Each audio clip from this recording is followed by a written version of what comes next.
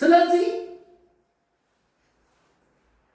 ተመልከቱ፣ ክርስትና የነካን በእጆቻችን ያሰስነውን በዓይኖቻችን ያየነውን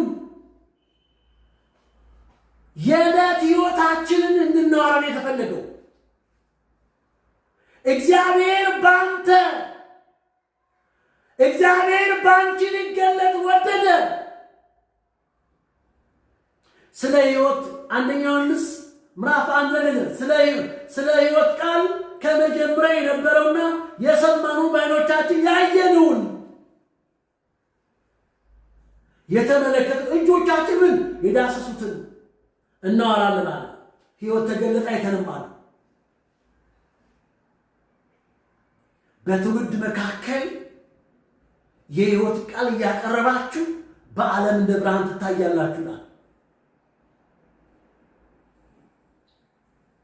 ዝም ብሎ የሚመጣ አይደለም። የሕይወት ቃል ዝም ብሎ አይመጣም። በጥሪ ውስጥ ታልፋለህ። ትክክለኛ አዲሱ ሰው ሙሉ ለሙሉ አንተ እስኪታይ ድረስ በዚህ ጎዳና ታልፋለህ። እርሾ ሁለትነት ይታይባል።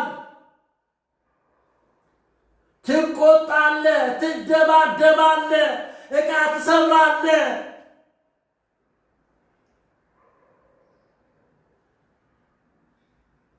ካንተ የማይጠበቅ ነገር ተዋሻለህ፣ ትሰርቃለህ፣ ታመነዝራለህ። አሮጌው ባህሪ ግን እንዲህ አለ። ስለ ሕይወት ቃል ከመጀመሪያው የነበረውን የሰማነውን በዓይኖቻችን ያየነው የተመለከትነውን በእጆቻችን የዳሰስነውን ሕይወት ተገለጠ አይተንማል፣ እንመሰክራለን።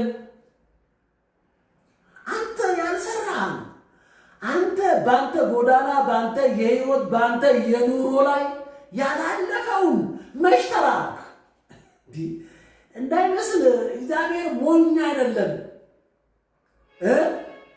ለስራው የሕግ መምህር በወሰነው ስፍራ ነው የሚለው። የሕግ መምህር በወሰነው ስፍራ ይላል።